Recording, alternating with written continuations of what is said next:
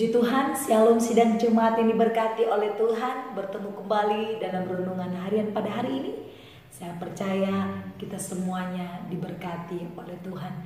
Saat ini kita mau memuji Tuhan. Kita katakan, bila roh Allah ada di dalamku, ku kan menari seperti Daud menari. Bila roh Allah ada di dalamku, ku kan menari seperti Daud menari. Bila roh Allah ada di dalamku, ku kan menari seperti Daud menari. Ku kan menari, ku kan menari, ku kan menari seperti Daud menari.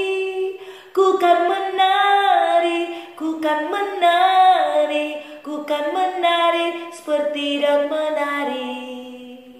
Bila roh Allah ada di dalamku, ku kan menari seperti Daud menari. Bila roh Allah ada di dalamku, ku kan menari seperti Daud menari. Ku kan menari, ku kan menari, ku kan menari seperti Daud menari. Ku kan menari, ku kan menari, ku kan menari seperti Daud menari. Puji Tuhan, saat ini kita mau membaca firman Tuhan. Kita mau merenungkan firman Tuhan dalam 2 Samuel pasal 6 ayat 12 sampai dengan ayat yang ke-23. Saya akan membacakan bagi kita semua. 2 Samuel pasal 6 ayat 12 sampai ayat yang ke-23. Demikian firman Tuhan. Diberitahukanlah kepada Raja Daud demikian, Tuhan memberkati seisi rumah Obed-Edom dan segala yang ada padanya oleh karena tabut Allah itu. Lalu Daud pergi mengangkat tabut Allah itu dari rumah Obed-Edom ke kota Daud dengan sukacita. Apabila pengangkat tabut Tuhan itu melangkah maju 6 langkah, maka ia mengorbankan seekor lembu dan seekor anak lembu gemukan. Dan Daud menari-nari di hadapan Tuhan dengan sekuat tenaga. Ia berbaju epod dari kain lenan. Daud dan seluruh orang Israel mengangkut tabut Tuhan itu dengan diiringi sorek dan bunyi sangkakala. Ketika tabut Tuhan itu masuk ke kota Daud, maka Mikal anak perempuan Saul menjenguk dari jendela lalu melihat Raja Daud meloncat-loncat serta menari-nari di hadapan Tuhan. Sebab itu ia memandang rendah Daud dalam hatinya. Tabut Tuhan itu dibawa masuk lalu diletakkan di tempatnya di dalam kemah yang dibentangkan Daud untuk itu. Kemudian Daud mempersembahkan korban bakaran dan korban keselamatan di hadapan Tuhan. Setelah Daud selesai mempersembahkan korban bakaran dan korban keselamatan, diberkatinya bangsa itu demi nama Tuhan semesta alam. Lalu dibagikannya kepada seluruh bangsa itu, kepada seluruh khalayak ramai Israel, baik laki-laki maupun perempuan, kepada masing-masing seketul roti bundar, sekerat daging, dan sepotong kue kismis. Sesudah itu pergilah seluruh bangsa itu masing-masing ke rumahnya. Ketika Daud pulang untuk memberi salam kepada seisi rumahnya, maka keluarlah Mikal binti Saul mendapatkan Daud. Katanya, betapa raja orang Israel yang menelanjangi dirinya pada hari ini di depan mata budak-budak perempuan para hambanya, merasa dirinya terhormat pada hari ini, seperti orang hina dengan tidak malu-malu menelanjangi dirinya.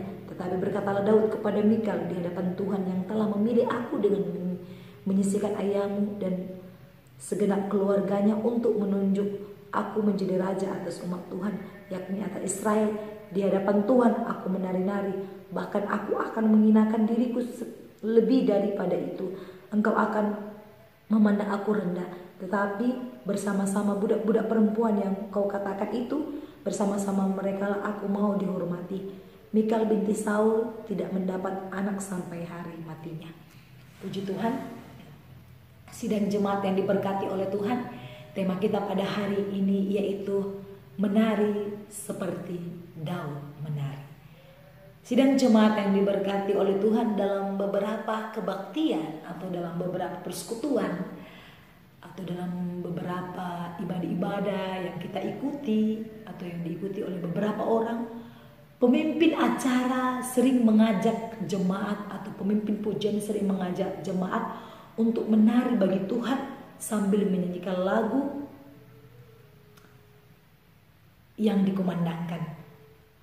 Sedang jemaat yang diberkati oleh Tuhan, jemaat akan berjoget sambil tertawa seperti ketika sedang menonton konser dangdut atau konser sesuatu. Jadi, sedang jemaat Tuhan, mengapa kita harus memuji Tuhan?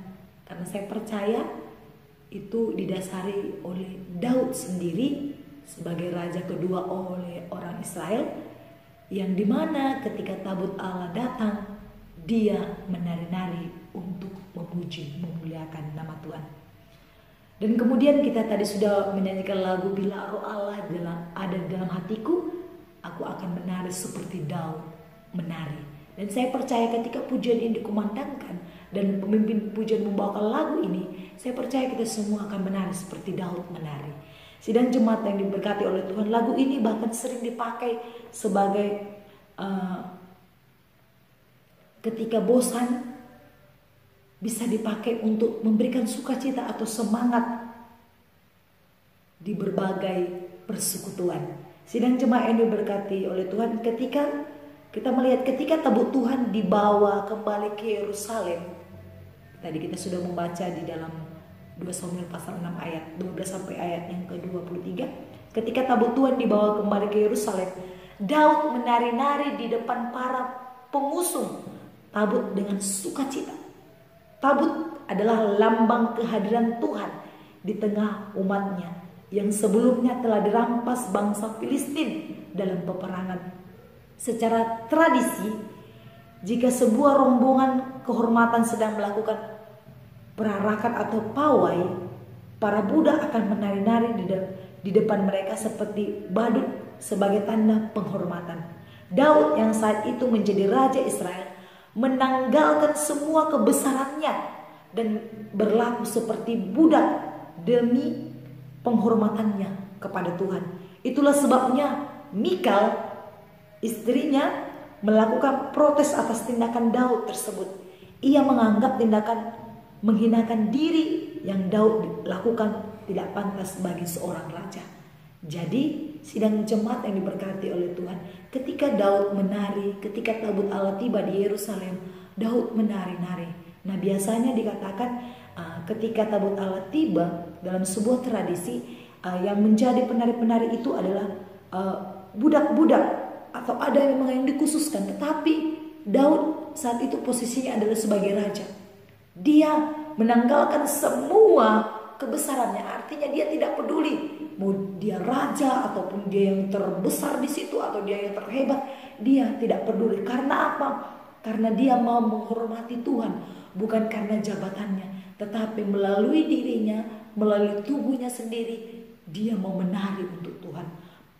Penghormatan kepada Tuhan.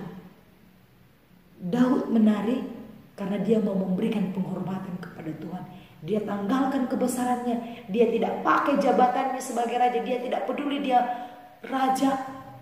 Tetapi yang dia pikirkan saat itu, tabut Allah tiba, dia menari-nari.